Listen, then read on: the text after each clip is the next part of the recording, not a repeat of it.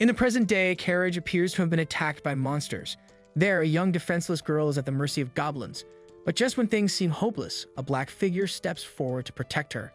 Skip past a few years, our lonely virgin main protagonist, Lost, is unexpectedly invited by a girl to form a group with her, leaving everyone in the Adventurers Guild completely shocked. The healer, who's holding a recruitment sign, is taken by surprise as the girl. The girl then shows off her skills in front of him, making it clear she means business. Slightly embarrassed by the situation, Lost introduces himself as a healer or something similar. However, Amherst, a guild employee, grabs Narcina by the shoulders, asking if she realizes she's inviting the useless virgin into her group. According to Amherst, Lost is only capable of basic healing and nothing more. An orphan similar to you who came from the labyrinth. He's been an adventurer since childhood but hasn't developed his skills beyond the basics, earning him a reputation as an incompetent. Worse still, Lost once joined a group called the Lightning Blades, only to be kicked out due to his lack of ability. Because of all this, Lost is known as the most useless adventurer in Mard. Amherst warns Narcina that unless she's wealthy, relying on Lost will drain her resources. In response, Narcina confidently pulls out a bag of money, reassuring Amherst that she'll be fine. The guild employee warns her to be cautious with her money in such a shady place, full of sketchy characters lurking in the shadows. Grateful for the advice, Narcina thanks Amherst, but remains determined to form a group with Lost, stating she made her decision long ago. Amherst, intrigued by her persistence, hands them the registration form for group members. While Lost signs, Narcina gazes at him, feeling like she's finally found the person she's been searching for. Caught off guard when Lost passes her the form, she jumps slightly, having been lost in her thoughts. Once both names are on the form, Amherst asks for the service fee, which Lost pays. With everything settled, Narcina eagerly announces that their group is officially formed and extends her hand to greet her new companion. Though confused by her enthusiasm, Lost politely shakes her hand. Without delay, the two head to the Mard Labyrinth. Along the way, Lost explains that no one has ever reached the end of the labyrinth, so the final boss remains unknown. Many parts of the dungeon are unexplored, offering countless opportunities for adventure, and it makes Mard the largest labyrinth city in the region. Narcina, however, wonders if it's a good idea to head straight into the dungeon, given Amherst's earlier suggestion to try the western field first. Lost explains that many areas around Mard experience monster attacks due to the magical energy leaking from the labyrinth, such as the eastern mountains, the northern forests, and the southern swamp. The western field does have weaker creatures, but it's so vast that finding them is difficult. In contrast, the labyrinth is packed with creatures, and as long as they stick to the early sections, the monsters shouldn't be much of a threat. After their journey, the duo finally arrives at the entrance of the labyrinth. Narcina confidently takes the lead as any skilled martial artist would, leaving Lost to provide support. While he's fine with this, Lost silently questions whether this beginner can really handle the monsters inside. However, it quickly becomes clear that Narcina is more than capable, as she relentlessly obliterates every monster they encounter, even striking a flashy victory pose after each battle. Impressed, Lost realizes she's not to be underestimated. Meanwhile, they collect the items dropped by the defeated monsters as they continue through the dungeon. The healer explains to Narcina that the items they collected are magic stones, which adventurers sell to the guild. The guild then uses the magic within these stones to create various items. Narcina, though skilled in combat, admits she didn't know this despite it being basic knowledge for adventurers. She asks how much the stones are worth, and Lost tells her that the ones dropped by goblins aren't very valuable. To make more money, they'll need to defeat stronger monsters that drop pricier items. Still, what they've gathered should be enough to cover their lodging for the night. Narcina, eager for more action, suggests they continue deeper into the labyrinth, promising to protect her healer no matter what. They press on, and soon, Narcina narrowly avoids falling into a trap. Lost, quick to react, places a stone on a block to trigger the mechanism, revealing a pit filled with iron spikes and unfortunate adventurers who weren't as lucky. Shocked, Narcina asks how he spotted the trap, and Lost explains that the block looked darker than the others, raising his suspicion. While she thought trap detection was a thief's skill, Lost admits that after years of adventuring, he's picked up a few tricks. As they proceed, the duo encounters an orc, which looks oddly similar to your mother and much stronger than anything they should be facing at this part of the labyrinth. Lost suggests they can defeat it if they work together. Without hesitation, Narcina charges at the orc, landing a powerful spinning kick to its chest. Though it feels like kicking a stone wall, she's able to dodge its slower attacks. However, when the orc slams its club into the ground, shards of rock fly everywhere, one of which strikes Narcina's arm. The orc then pins her against the wall, ready to deliver a fatal blow. Just in time, Lost steps in and defeats the orc with his sword. Narcina, shocked and grateful, asks if he's really just a healer. Lost, playing it off, explains that he's learned to fight after years of adventuring. He then notices her injury from the rock shard and heals her arm. Afterward, they collect the magic stone dropped by the orc, a much more valuable item than the goblin stones. Despite their haul, Marcena wants to delve deeper into the labyrinth, face even tougher challenges, and Lost doesn't object. By late afternoon, they return to the guild with a large collection of magic stones. Amherst, the receptionist, is stunned to see how many items they gathered, especially the orc stone. She accuses Lost of recklessly taking the rookie into the deeper parts of the dungeon, but Lost explains that the orc was unexpectedly near the entrance. Amherst believes him as she's heard rumors of strange happenings in the Marred Labyrinth. However, Amherst, being in a lower-ranking position within the guild, hasn't been informed of the details regarding the strange happenings in the labyrinth. Setting the conversation aside, she asks if Lost and Marcena want to sell all their magic stones. But when Lost confirms, Amherst beams with excitement and quickly arranges their payment. Marcena, puzzled by her enthusiasm, asks Lost why the receptionist is so happy. Lost explains that guild employees earn a commission when adventurers under their management sell items to the guild. This means they've done Amherst a big favor, which is why she's no longer upset about them disobeying her earlier advice to head to the western field instead of the labyrinth. With no use dwelling on the past, Amherst hands them their payment, a sum 10 times larger than what Lost was used to receiving from his previous expeditions. In that moment, he realizes that his old group, the Lightning Blades, had been cheating him the whole time. Marcena, irritated, comments that the guild should ensure all group members receive their fair share for the work they've done. Amherst responds that the guild only mediates payments if the group pays the required fee for such services. Lost, however, decides to let it go, as the Lightning Blades are part of his past and it's time to move on. With that, the duo bids farewell to Amherst. Meanwhile, a man upstairs named Handsome watches Lost as he leaves the guild. A little later, while Amherst gleefully counts her coins like a crackhead, Handsome approaches her and scolds her for letting Lost join a new group. Amherst clarifies that she didn't recommend the healer to anyone. Marcena was the one who insisted on forming a group with him. Later, Lost and Marcena head to a nearby tavern, where they're greeted by a young waitress. However, the waitress seems less than thrilled to see her friend Lost accompanied by another girl. Afterward, Lost approaches Mary, the waitress's mother, to book a room. The innkeeper asks if they want to share a room or have separate ones. Marcena feels a bit anxious, but Lost promptly says they'll take separate rooms. Marcena quietly admits to herself that she would have preferred sharing a room, but she keeps it to herself.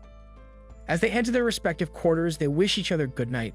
Lying in bed, Marcena's thoughts drift back to her childhood, recalling the day her carriage overturned on the road and Lost healed her injured arm. It was that moment that inspired her to become an adventurer and find Lost, determined to protect him in return. Since then, she trained rigorously and came straight to Mard upon hearing that Lost had been kicked out of his group. Now with Lost in her group, Marcena feels a bit disheartened that he doesn't seem to recognize her, as she's changed so much since their childhood encounter. Furthermore, despite all of her training, it seems like Lost doesn't need her help as much as she thought. He's proven to be much stronger than the rumors suggested. Still, Marcena remains committed to keeping her promise and staying by his side. She doesn't understand why people call him useless when it's clear Lost has real talent. Looking back, we are shown how his former party was in terrible shape after being decimated by a powerful dragon. There, he managed to heal one of the girls, but couldn't neutralize the poison in her system. He reassured her that rest would eventually cure it, but this only frustrated her further. The party began to fall apart since their leader needed everyone ready to fight, yet the girl was in no condition for battle. Tensions rose when Lost pointed out they would need antidotes, which they couldn't afford. Frustrated, the leader insulted Lost, calling him useless, and ordered the mage to attack the beast with everything she had. However, her fireball only enraged the creature more, and the leader, furious at his team's incompetence, concluded that leading such a group of failures was impossible. He retreated, advising the others to do the same. The mage quickly fled, and Lost stayed behind to assist the injured girl. Later, Lost was kicked out of the Lightning Sword party, taking the blame for their failure to defeat the Hydra. They claimed his abilities as a healer were inadequate, though Lost pointed out that their defeat was due to the team's partying the night before. This only escalated the arguments.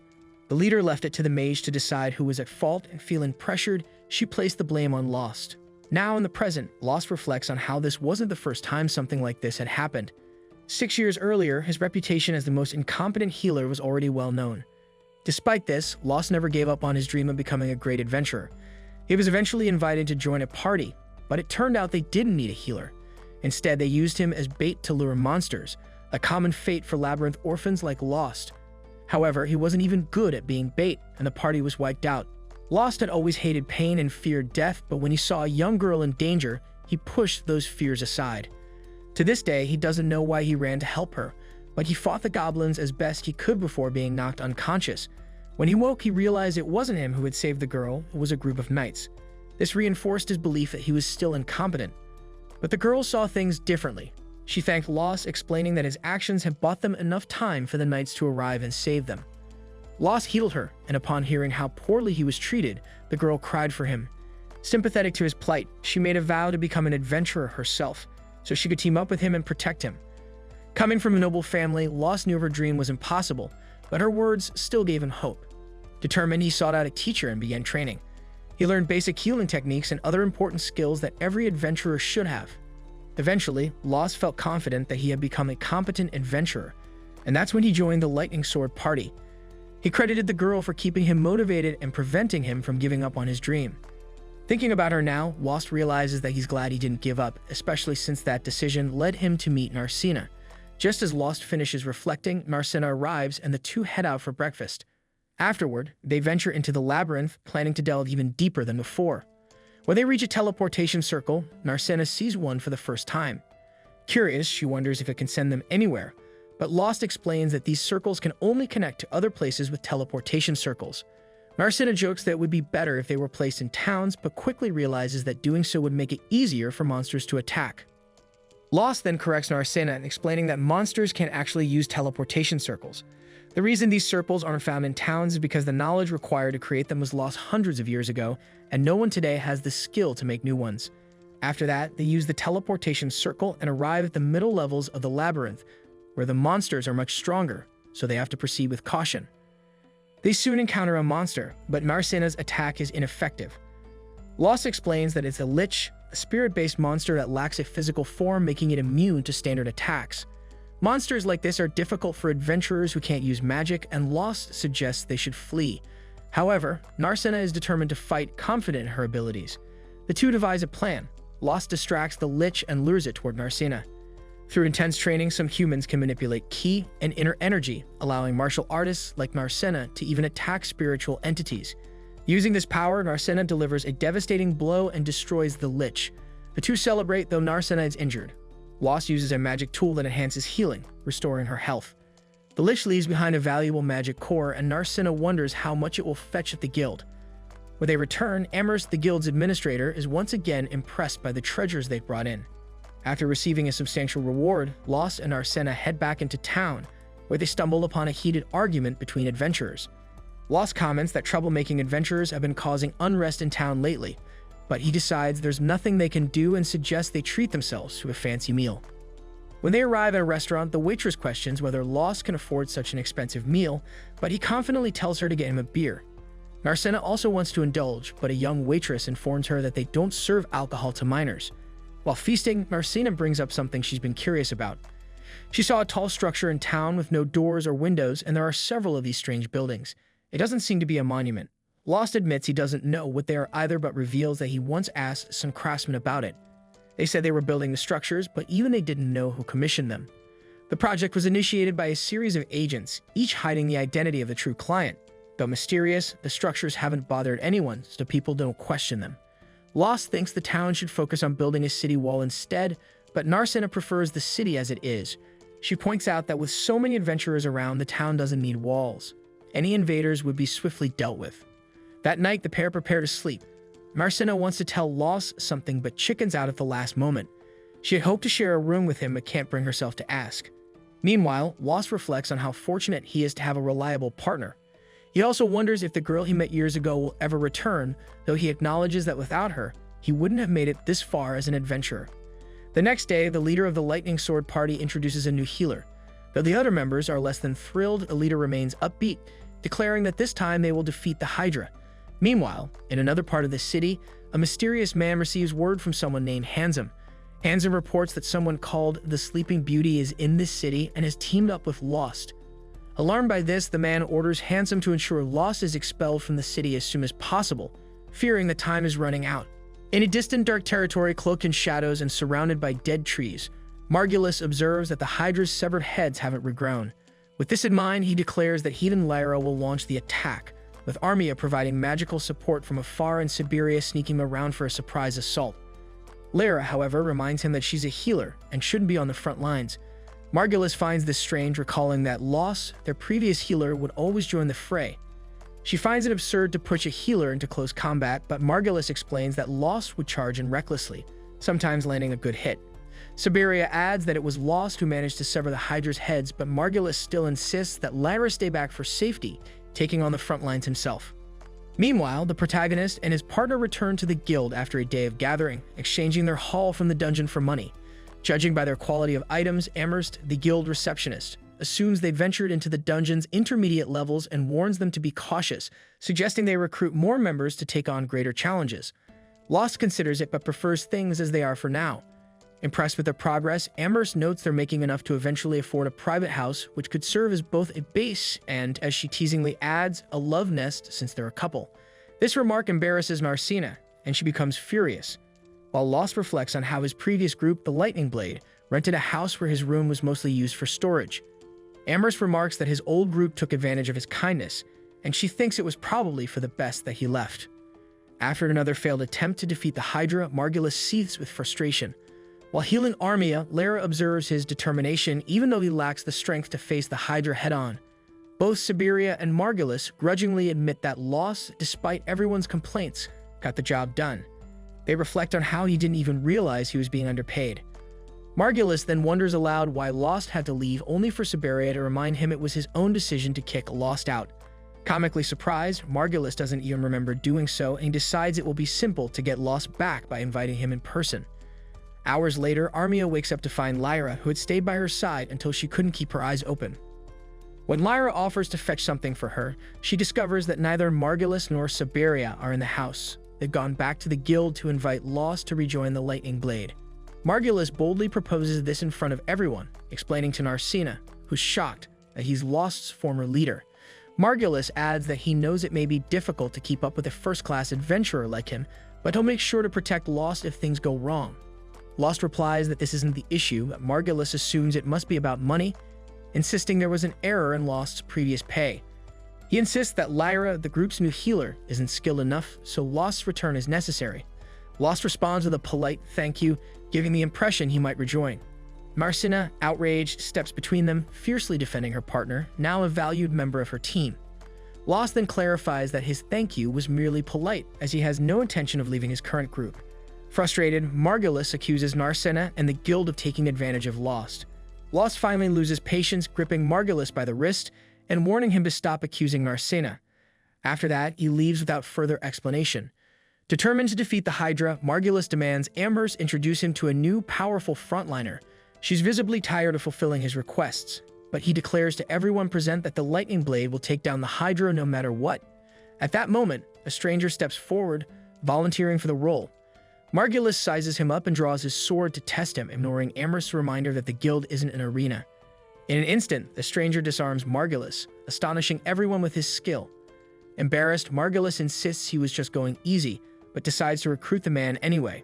When Siberia questions if it's wise to trust someone who hides his face, Margulis replies that he only needs to trust his sword, nothing else. The Lightning Blade group stands at a turning point. Margulis is growing desperate. They can't afford any more failures against the Hydra. If they keep falling short, rumors will spread that they're incapable, sinking their reputation like a stone. To remedy this, Margulis asks their new recruit for his name. The man replies, Sieg, but hesitates, almost as if he made it up on the spot. Meanwhile, back at the inn, Narcina hears a knock and goes to answer. To her surprise, it's Sheila, the innkeeper's daughter, knocking on Lost's door. Narcina briefly suspects something's going on, but dismisses the thought, trusting Sheila. Just then, Lost appears and Sheila informs them they have visitors. Heading downstairs, Lost and Narcina find Lyra and Armia waiting at a table. Armia quickly apologizes, acknowledging that she's in no position to ask anything of Lost, but she needs his help. Lyra explains that Margulis has hired a new warrior and is planning another attempt against the Hydra. Armia admits that now, more than ever, she realizes how strong Lost is. If he hadn't severed a few of the Hydra's heads, the group might not have survived. She asks him once more to rejoin them, hoping to finally defeat the weakened Hydra. Lost considers the request and suspects Armia doesn't know Margulis had already approached him with the same offer. Narcina then asks Armia why she's still sticking by this group, knowing Margulis's attitude. Armia admits that Margulis is authoritarian, impulsive, rude, and downright reckless. Not to mention he's greedy, vengeful, and doesn't even brush his teeth. Yet despite all this, he's still her teammate. Frustrated, Narcina slams her hand on the table, demanding to know what loss ever meant to Armia. She points out that he was mistreated and neglected within the group, and nobody, including Armia, ever defended him. Armia admits she was too frightened to go against Margulis or Siberia, and even falsely blamed Loss for the team's failures. Remembering this, she breaks down, revealing she's only recently become an adventurer and didn't realize what she was doing. But now she knows Margulis was wrong. Despite everything, she feels unable to abandon her teammates. Lara gently explains that Armia has wanted to apologize to Lost all along, asking him to accept it. Lost extends his hand, reassuring Armia that he holds no grudges. She clasps his hand and thanks him sincerely, though he makes it clear he won't return to the lightning blade. Saddened, Armia lowers her head and says she understands. Just then, Mary the innkeeper arrives with a hearty meal, insisting she can't let a sad-looking girl leave her restaurant like this. As Armia gratefully digs in, Narcina asks Lyra if she might consider leaving the group with Armia. Lyra explains that if it were possible, she wouldn't be there in the first place. She, too, feels responsible for looking after Armia. Lost quietly remembers how Margulis belittled Lyra as useless and warns her that staying with the group may bring her trouble. But Lyra insists she won't abandon Armia. Later, as Lyra heads home, she encounters the new Lightning Blade recruit and addresses him as Sieg. Margulis overhears and corrects her. His name is indeed Sieg. The leader then calls the team to prepare for another attempt at the Hydra, more determined than ever. Lyra, however, pulls Sieg aside, questioning his presence and noticing he's wielding a familiar sword, Ronaldo's. Sieg nervously claims he inherited it from his mentor, then stumbles over his words, pretending he doesn't know Ronaldo at all. As Margulis' team once again heads into Hydra territory, bolstered by Margulis' renewed confidence, Lost and Narcina set off on their own journey, ready to face the challenges that await. Together, they tackle the deepest dungeons, always seeking tougher challenges to grow stronger. While fighting solo, Narcina faced her mother wielding heavy clubs, relying solely on her martial prowess and physical strength to defeat foes 3 times her size. After defeating your mom, Lost asked if she wanted to rest, but her readiness to keep going was cut short by her stomach rumbling. Lost laughed, teasing her about even the tireless Narcina needing food sometimes. With that, he suggested they stop for lunch. Once everything was prepared, Lost was surprised by the large quantity of food they had. Narcina explained that the innkeeper, Mary, had noticed she hadn't eaten earlier and sent them off with this hearty supply. As they ate, Lost began to share his knowledge about the Hydra, a highly venomous monster with muscular bodies and scales that resist both physical and magical attacks. Hearing this, Narcina couldn't hide her fear and asked if Armia would be alright. Lost explained that while Hydras are relatively common compared to more dangerous monsters, extensive research on them has led to the development of effective strategies and an antidote for their venom, though it's costly. Some groups, like Blade of Lightning, rely on healers like Lyra to monitor the team carefully during such encounters. Lost assured her that Margulis, while boastful, is a capable swordsman, and as long as he doesn't underestimate the Hydra, he can handle it. Siberia, with her agility, might even find opportunities to sneak up on the Hydra despite its multiple heads and wide field of vision. At this, Narcina jealously noted Lost's praise for his old team, and he awkwardly replied that he was merely stating the facts. Changing the subject, she admitted to being tired of visiting the same dungeon daily.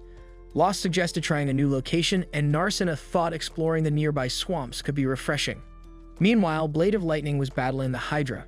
Margulis managed to land a powerful strike on one of the Hydra's necks, and Sieg followed suit, severing another head. However, when Sieg hesitated on his next swing, Margulis teased him, accusing him of wanting to leave the Hydra-slaying credit to the leader. Margulis then charged the Hydra, but narrowly dodged a retaliatory strike. Lara, while healing Siberia, questioned Margulis' reckless approach. Siberia remarked that this was just part of his style and joined the fight as soon as her wounds healed. Lara observed Sieg standing back, strategically affecting the Hydra's movements without engaging directly. As Siberia drew the Hydra's focus, Margulis continued his assault with Armia backing up the group with her spells, creating a well-rounded strategy.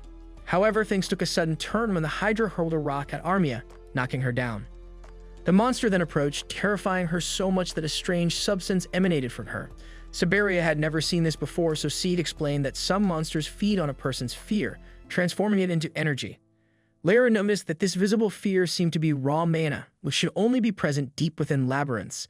As the Hydra absorbed this mana, it began to mutate. Sensing danger, C urged Lara to attend to Armia and called for Margulis to pull back, but Margulis, eager to claim the Hydra-slaying title, ignored the warning. He struck the Hydra again, but to his shock, his weapon shattered against the creature's toughened body. Vulnerable, Margulis was almost struck down, but Lost intervened in time to protect his former comrade. Lost rushed to help Armia and questioned Lyra about her condition. Lyra explained that Armia, as a sorceress, had high magical resistance, making typical healing spells less effective on her. Healing her was akin to drying ice, it just wouldn't work. Determined, Lost began layering multiple healing spells at once, a tactic he often used in the past. Lyra was stunned, pointing out that overloading with spells wasn't a guaranteed cure, but Lost persisted, determined to help Armia in any way he could. As Armia slowly regained consciousness, it was clear she was alive but in no shape to continue fighting. Sieg then warned that the Hydra appeared to be calling out Lost specifically. Lost explained that it probably recognized him from previous battles. Marcina asked to join the fight, and Lost allowed it, though he instructed her to retreat if things got dangerous. At the same time, Sieg ordered the rest of Lightning Blade to stay back, which they accepted, especially since Margulis was unable to fight due to his broken sword. Lost and Marcina charged the Hydra, showcasing an impressive strength that shocked Margulis.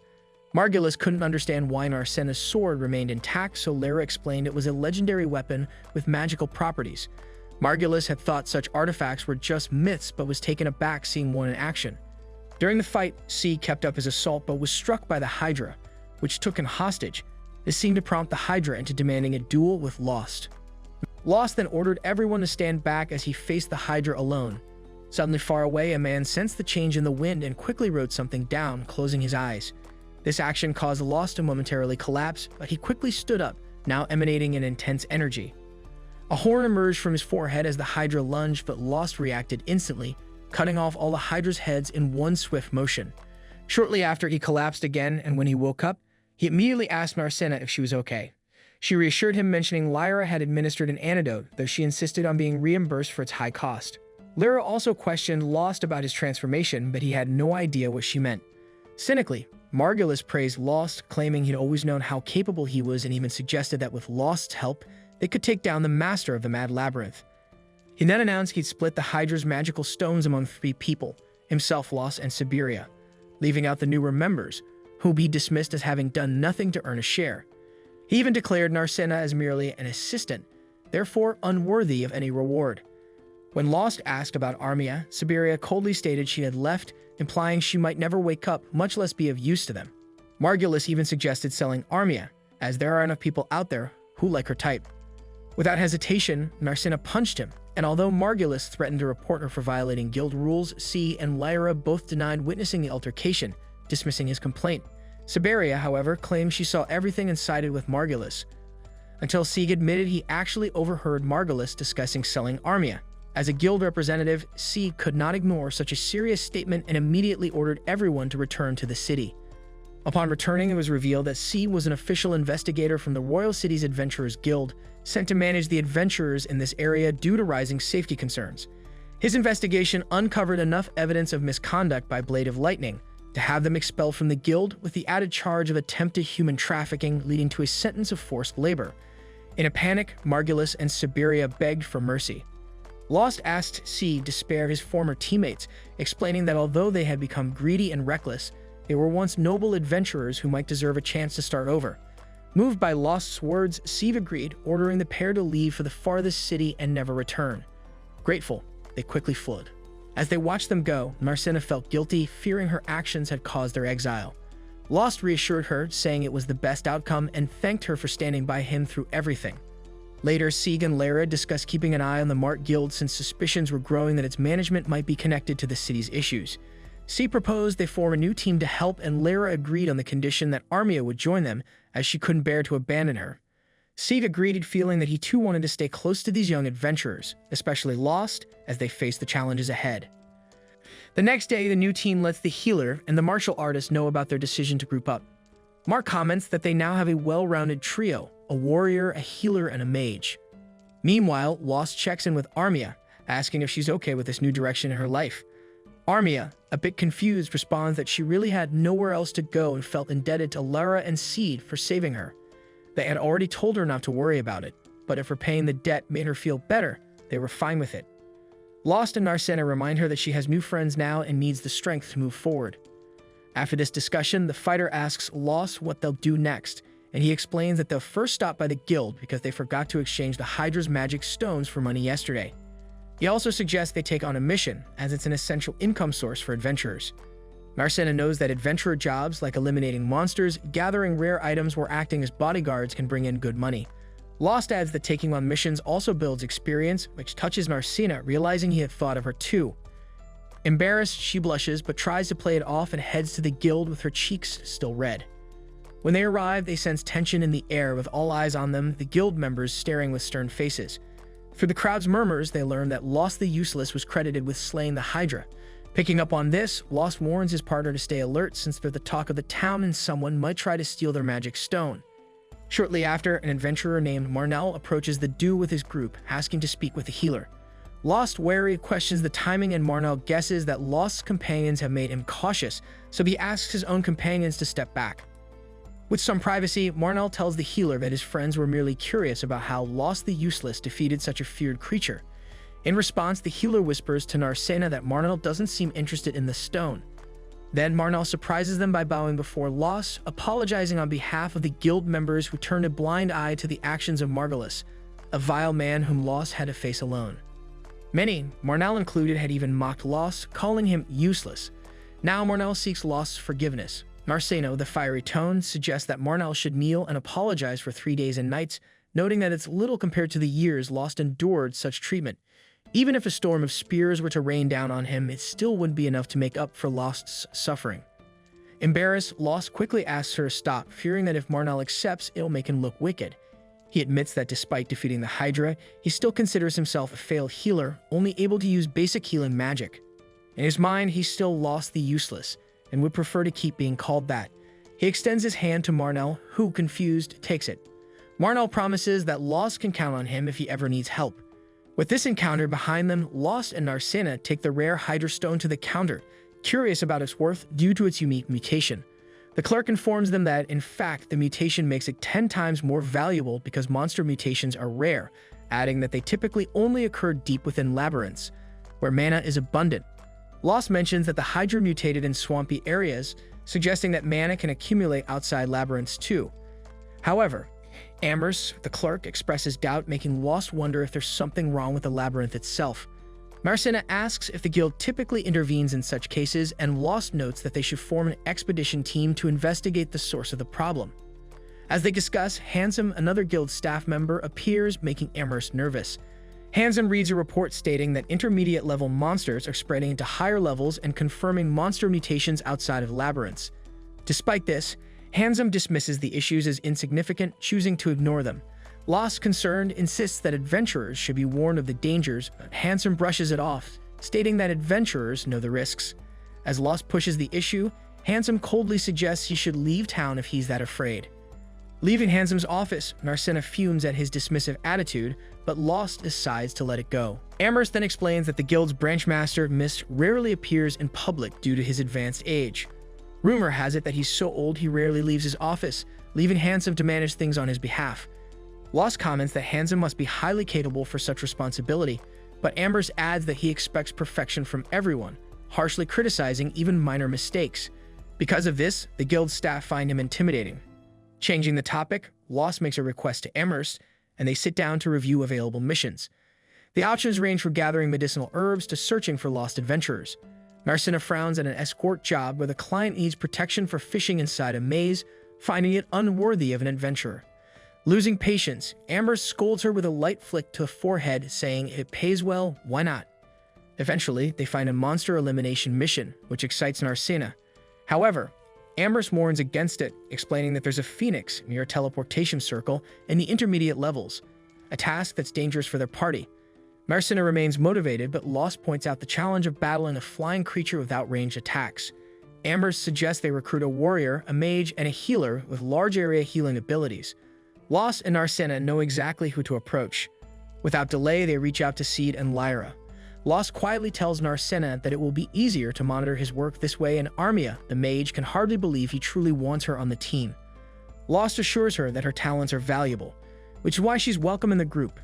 Though she feels undeserving due to her past behavior toward him, Lost emphasizes that acknowledging her mistakes is enough to move forward, convincing her to join.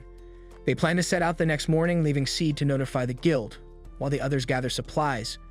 Later, Lost takes Narcena to a drugstore, explaining that burn treatment requires medicine in addition to healing spells. Impressed, Narcena praises his knowledge not just about healing, but about life itself. She then seems to grow pensive, momentarily isolating herself in thought. At that moment, a woman suddenly hugs her from behind, calling her by her nickname, surprising Narcena, who turns to punch her, but the woman dodges with ease.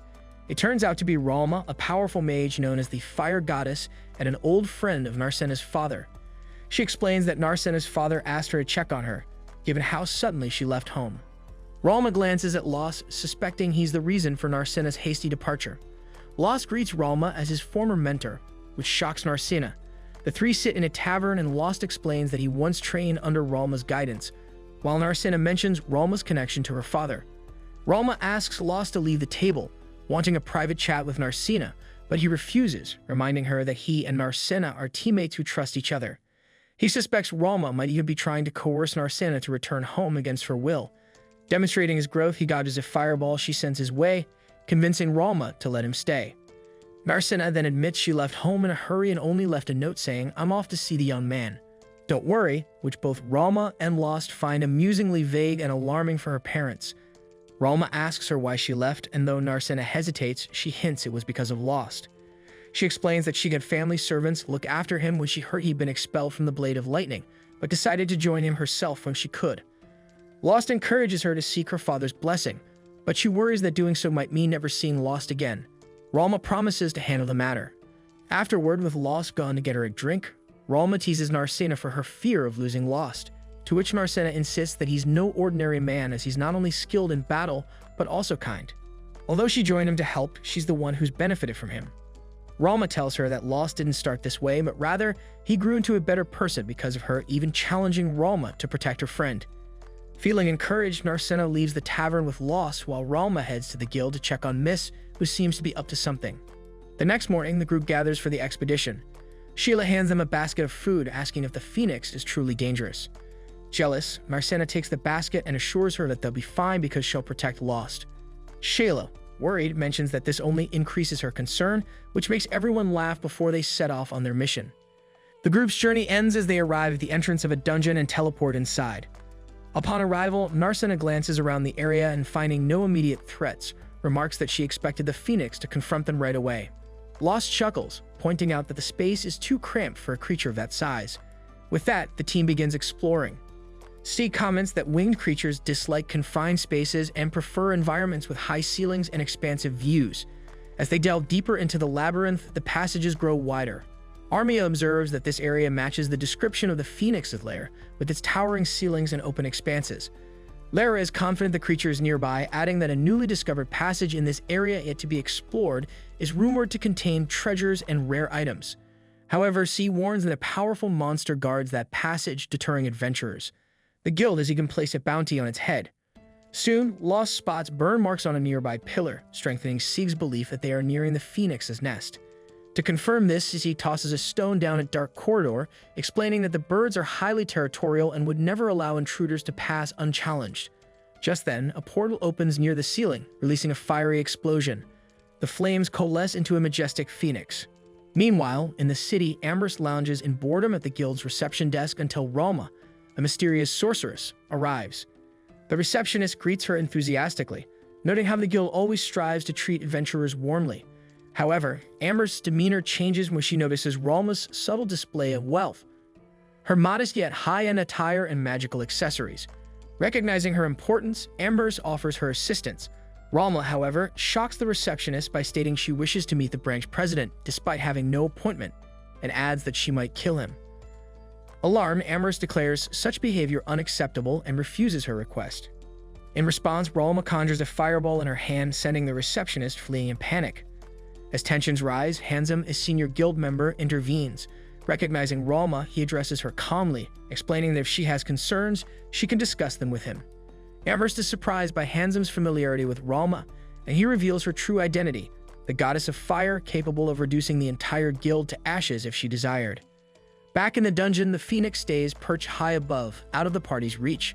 Lost suggests using a bow instead of melee weapons, but before a plan is made, the phoenix attacks, launching a torrent of flames. Marcina barely escapes thanks to Sieg's quick healing magic. Sieg warns the group about the phoenix's primary weapon, its fireballs, while Armia prepares her water-based magic to counter its attacks. At the guild, Handsome discusses with Ralma the recent strange events in the labyrinth. He dismisses her suspicions, claiming ignorance of the city's surrounding pillars and strange happenings. Ralma accuses him of bringing criminal adventurers into the city and expelling honest guild members who question his actions. She believes the guild is intentionally preparing for chaos, such as a revolt in the labyrinth, by gathering expendable adventurers. Handsome denies involvement, laughing off her intuition-based accusations. Ralma, however, grows impatient, slamming her hand on the table and demanding honesty. As the group battles the phoenix in the labyrinth, they struggle to counter its aerial advantage. The bird refuses to descend, bombarding them with flames while avoiding direct combat. Armia warns that the intense heat is depleting the area's oxygen, making the situation even more dire. Lost speculates that the phoenix is avoiding direct confrontation out of self-preservation, as it sees the party as a significant threat. Sieg agrees and commands Armia to unleash her long-range water magic to force the creature to engage. The group's objective in the dungeon becomes clear: target the phoenix wings.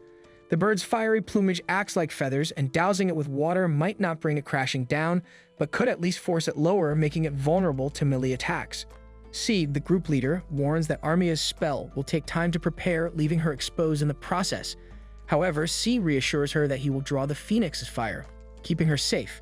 Marcina adds that the whole group is there to protect her, a sentiment echoed by Lost.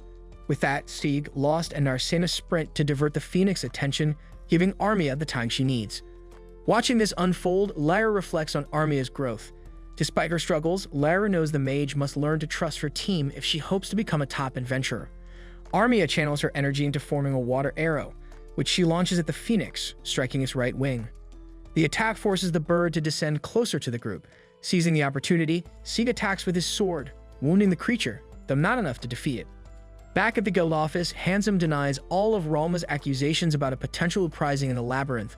Ralma, however, warns that the recent disturbances in the city, including strange monster mutations and concentrated mana, point to something larger. At that moment, deep within the dungeon, the phoenix begins to mutate, doubling in size as its fiery red feathers shift to an intense blue hue. Armia is horrified by the transformation, recalling her near-death experience against a Hydra's mutation. Lyra fears a similar disaster could occur, but realizes Armia must overcome her fear to contribute.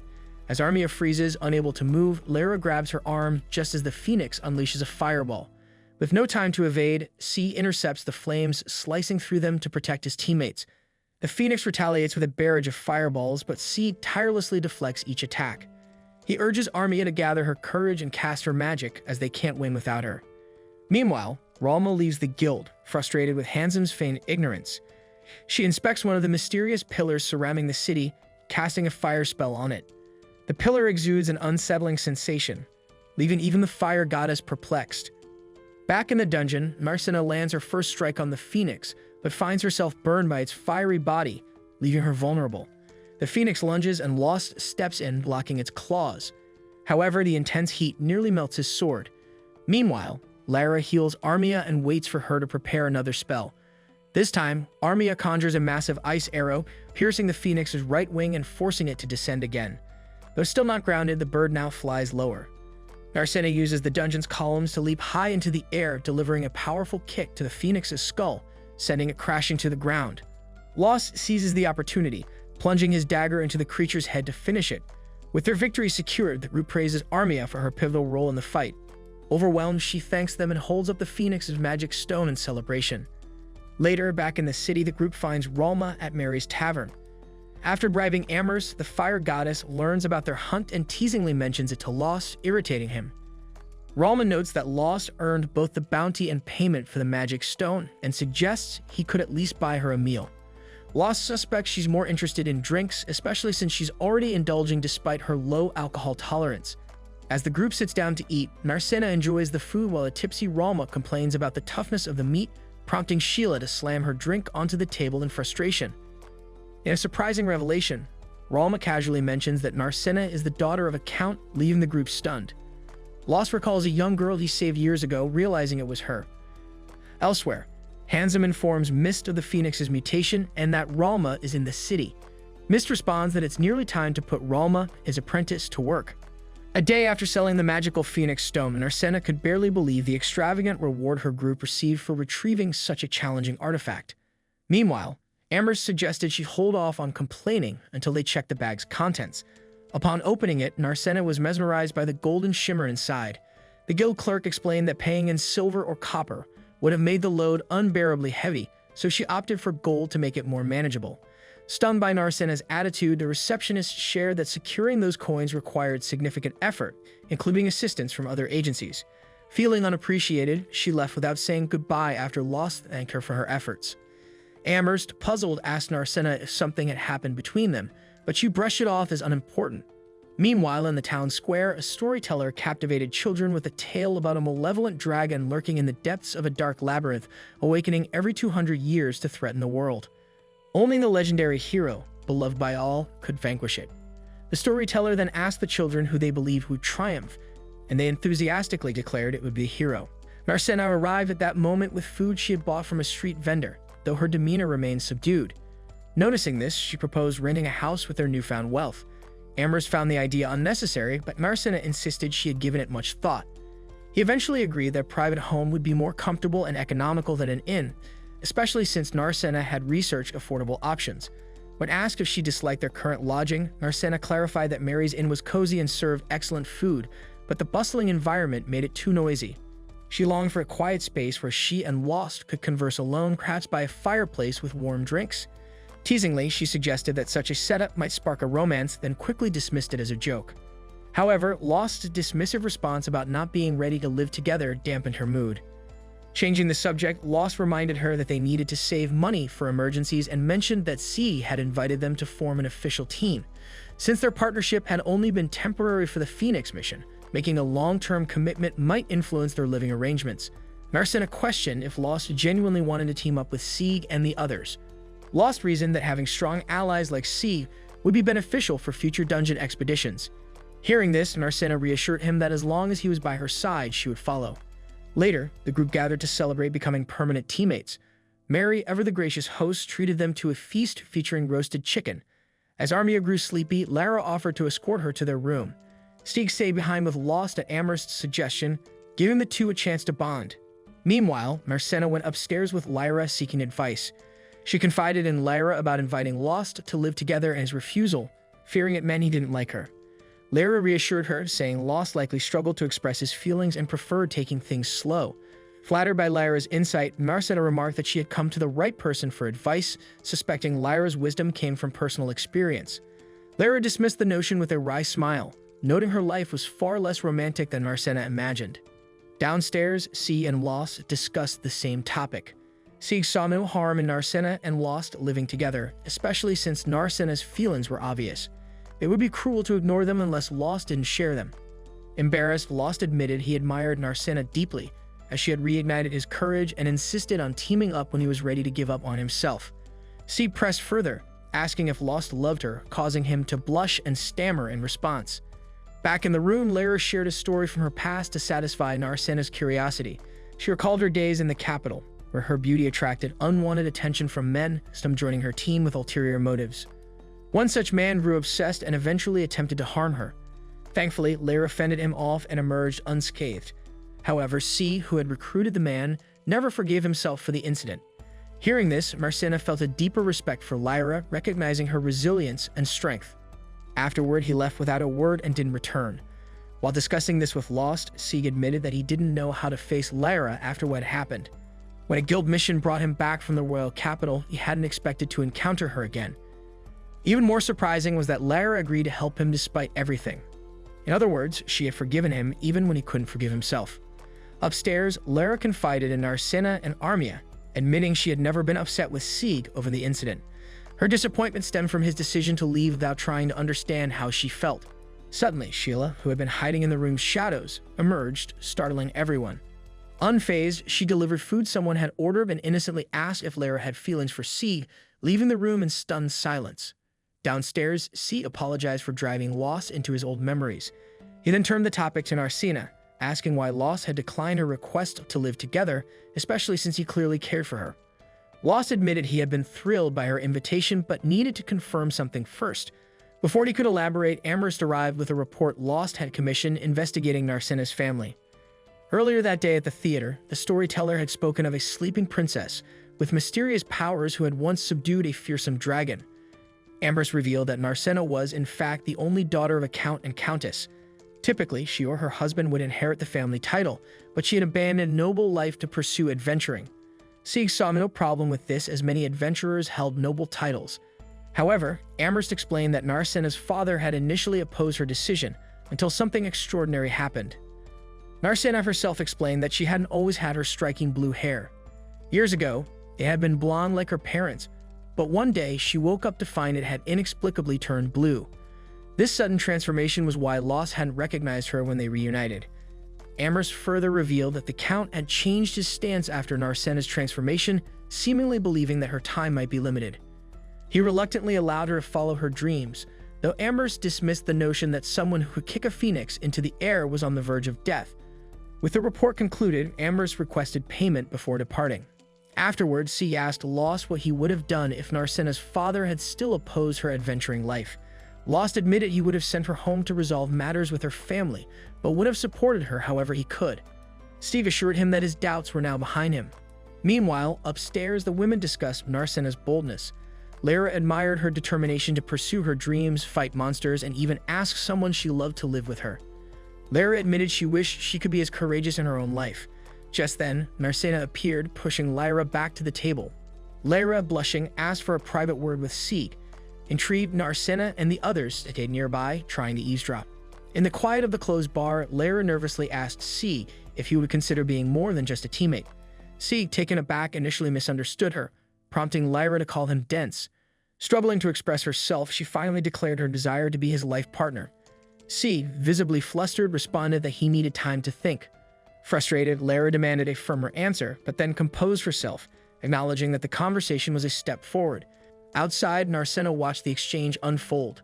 Seizing the moment, Lost asked if they could talk privately the next day. Narsena agreed, curiosity piqued. Back at the theater, the storyteller revealed the tragic ending of the sleeping princess. To seal the dragon away, she had sacrificed herself, believing the hero would one day return to defeat the beast. Her selfless act brought peace to the world. As the story concluded, the storyteller revealed a doll of the sleeping princess, his blue hair eerily reminiscent of Narsena's. A group of adventurers found themselves in a dire situation while exploring a dungeon. They encountered a creature that shouldn't have been on their level. To avoid a confrontation, they kept silent, hoping it would pass. As they cautiously moved toward the exit, they were ambushed by a half-orc. One of the party members anxiously asked the leader what to do. The leader revealed they had hired the new recruit for exactly this kind of situation. Without hesitation, he grabbed the rookie and hurled him at the monster to create a diversion, giving the rest of the group a chance to escape. Back at Mary's tavern, Narsena sat distracted, idly poking at her food. Armia tried to snap her out of it, and after a few attempts, succeeded. However, Narsena seemed too preoccupied to understand her surroundings. Lyra speculated that her anxiety stemmed from Lost mentioning he needed to speak with her. Despite Lyra's encouragement for Lost to address the issue, he hesitated, visibly stressed. Meanwhile, Narsena fiddled with a flower seed and some wire, oblivious to the tension around her. Lara and Armia pressed Lost to act before Narsena accidentally ate something strange. Lost finally stood up, ready to talk, but Keith suddenly burst into the room injured. Sheila immediately rushed to help him, while Narsena showed concern for the wounded adventurer, interrupting the moment. To reassure the group, a healer explained that Keith's injuries weren't as severe as they looked and assured everyone that Lyra and Sheila would tend to him. Narsena agreed Lyra's help made sense but was puzzled about Sheila's involvement until Mary entered and explained that Sheila and Keith had been childhood friends. Mary further revealed that Keith was a labyrinth orphan, like her own daughter. She had once cared for Keith, giving him food and shelter. He later chose to become an adventurer, ecstatic to join a party. Lost apologized to Narsena for the interruption, promising to continue their talk later, as the situation required them to head to the Adventurers Guild. Upon arrival, they discovered Keith's group tied up, having confessed to their crimes. Marnell, who had captured them at Lost's request, deferred the decision about their punishment to him. Lost spared them further harm but banished them from the town. Marnell warned the prisoners that Lost's mercy granted them their lives, but they'd be killed if they returned. Terrified, they fled, vowing never to return. During the commotion, Amherst arrived, reprimanding the adventurers for taking justice into their own hands. One member retorted, blaming the guild's negligence. The adventurers argued that since Milwyn was responsible, they had to act independently. Amherst responded that she didn't set the rules, causing Lost to lose patience. He questioned the leadership's reasoning for allowing outsiders into guild headquarters. Handsome, the deputy chief, arrived, criticizing Lost for acting unilaterally. He reminded Lost that issuing judgments without guild approval undermined protocol and could lead to the group's expulsion. Tempers flared as two group members challenged Handsome's authority, accusing him of neglecting his duties. Their leader intervened, urging calm, and Lost agreed to speak with Handsome privately. In Handsome's office, Lost argued that while orphans were common in dungeon cities, Marmot lacked systems to support them. Handsome countered, stating the guild had limited resources for unproven projects. Outraged, Lost accused the guild of indifference in using orphans as expendable tools. Handsome reminded Lost that adventuring was voluntary, including for those unfit for the dangers it entailed. He further pointed out that Lost, as an adventurer, had no authority to dictate guild policies. If Lost disagreed with the city's approach, he was free to leave. Handsome concluded by reiterating the harsh reality: only those prepared to face danger deserve to survive. Handsome revealed a mark on his arm, reminding Lost of his true identity as Noxum. Years ago, Noxum endured mistreatment from his adventuring party, forced to bear their burdens while facing constant threats and disdain. However, Lost, the group's healer, always treated him with kindness and respect, even offering assistance. Noxum, harboring resentment, rejected Lost's generosity, a decision he later regretted. One fateful night, Lost warned Noxum of an incoming goblin attack. The two roused the party, but the goblins were too numerous to fight head-on. In desperation, the group decided to use Noxum and Lost as bait, throwing them off a cliff. As Noxum fell, he looked up, hoping his comrades might reconsider and help. But Lost, knowing their teammates' nature, suspected this was unlikely. The two newcomers had been brought in solely as expendable resources to bear the group's burdens. Despite the betrayal, Lost believed they could survive and seek justice if they worked together. As the goblins closed in, Lost readied his sword, and the two fought back briefly before hiding, managing to avoid detection. Noxum joked they had fulfilled their role as bait, but Lost lamented that even if this wasn't entirely true, the goblins might still pursue their former party. True to Lost's prediction, the goblins eventually turned their attention to the larger group. Noxum quipped that their companions had now become the bait, and Lost admitted he wished he could have helped them, upsetting Noxum, who argued the group deserved their fate for their betrayal. While they debated, Noxum felt a sharp pain in his arm, revealing a deep wound. Lost began casting a healing spell, but Noxum resisted, fearing the goblins might return. He recalled someone's words about adventurers coexisting with danger and how incompetence leads to death. Lost, however, disagreed, arguing that even in a harsh world, the weak could still find redemption. He spoke from experience, having once been saved himself. Handsome recounted how the pair ultimately broke through the goblin lines, with Lost saving Noxum despite the odds. Noxum admitted Lost had been right. The unprepared often pay the price, as their former party had, due to their ignorance of the goblins' nature. After returning to town, the two went their separate ways. Since then, Noxum had been taken in by Mist, rising to become a prominent guild employee. Lost was happy for him, but Handsome shared these memories not just for nostalgia, but to repay a debt. He urged Lost to leave the city and take Narcina with him, calling it the best salvation he could offer. Lost, confused, pressed Handsome for an explanation, but before he could answer, Amherst summoned Lost and Marnell. Amherst revealed growing dissent within the guild, particularly opposition to Handsome's leadership. Mist, the new guild master, often clashed with the senior team. Amherst informed them that the city was under threat from an influx of monsters endangering ordinary citizens. While the guild usually issued bounties for such threats, Handsome's direct approval was required, complicating matters. Amherst explained that guild employees had to cover part of the cost themselves, but the situation was too dire to ignore. Meanwhile, Sai, a seasoned adventurer, trained a group of young boys, including Keith. Lost arrived with Narcina and felt proud of Keith's progress. Lyra praised Narcina's healing magic for aiding Keith's recovery, but also noted his natural aptitude for adventuring. Keith, eager to improve, had requested Sai's guidance in swordsmanship. After practice, Narcina began teaching him hand-to-hand combat. During a brief moment alone, Lyra asked Lost if he had spoken to Narcina yet, but he avoided the question. Later, Handsome received a letter from the royal capital. The Prime Minister instructed the guild to monitor Narcina closely, prompting Handsome to question her significance. Mist shared the legend of the Sleeping Princess, a divine figure who had sacrificed herself to defeat an evil dragon and bring peace. A story misrevealed was more than a myth. Blue hair like Marcena's was a mark of divine favor, making her the only one capable of subduing the dragon once more. This then marks the end of today's anime recap. If you've enjoyed the video and want more of it, please support the channel by leaving a like and subscribe. Let's help us reach our current goal of 20,000 subscribers.